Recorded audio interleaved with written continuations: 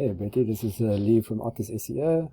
This is the custom video that I promised you to show you some tips and tricks of how you can create and improve an online presence so you can get some more customers through the door.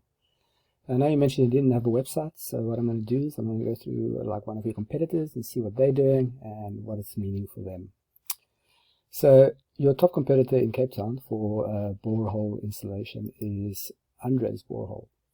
So he's got quite a nice website going here. And if I look it through here, the first thing I want to go through is when you're creating a website, your homepage should be between 1,500 to 2,000 words. And the reason for that is so that when Google goes out and searches your website, it needs all that content so it can extract the keywords necessary to put you on the top of the search results for Google. So looking at your competition here, they only have maybe 300-400 words of content, so they're definitely beatable. So if you create a website, remember 1,500 words or more for your homepage, targeted with the right keywords, then you will outrank your competition. The next thing I want to show you is the Google search result itself. Now, when I put in borehole installation, sometimes what will come up in the beginning is Google Ads. I'm not seeing it right now over here, but your Google Ads will give you quick results, but you normally pay for those ads. The second thing I want to go through is the Google Map listing, and this is quite good, right? Because it will show you the competitors in the area. It will tell you the contact number, the website, so potential customers easily will be able to contact you if you're in this top 3 location here. And statistics actually show that when people type in that search term, 30 to 40% of those people will actually click on one of these 3 links, basically. So a lot of potential traffic coming to you.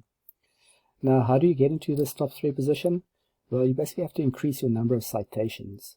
Now, all that a citation is a combination of your name, your contact number, your physical address, and your website if you have one. The more citations you have, the higher you'll be placed in this list.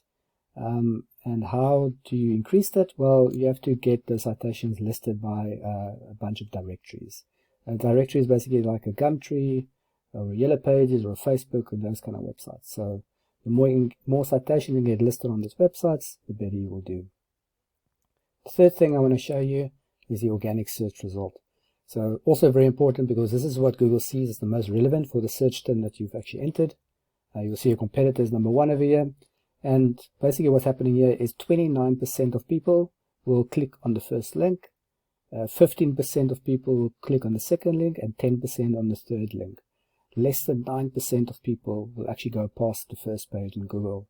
So very important to actually be in the top 3 positions so you can get all that traffic. Now, how do you get into this top 3 positions? I'll show you that next.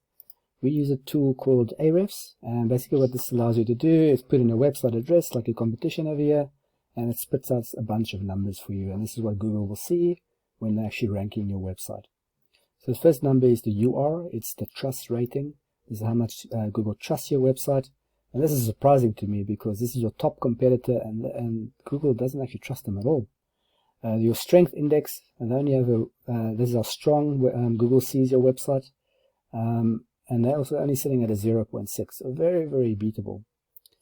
Now, your backlinks and referring domains, this is what Google uses to actually make sure that you are ranking high in Google. So the higher of number of backlinks and referring domains that you have, the higher you'll place in the Google search terms. So all that a backlink is basically when one website has a link that points to your website, it's basically a shout out from their website to yours, that's a backlink.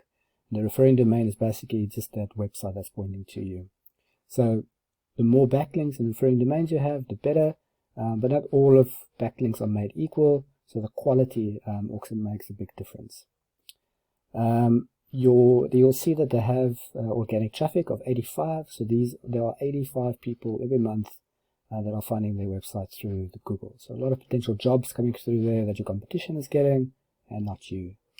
Organic keywords, this is the keywords that Google is picking up from that website with that content that I mentioned in the beginning.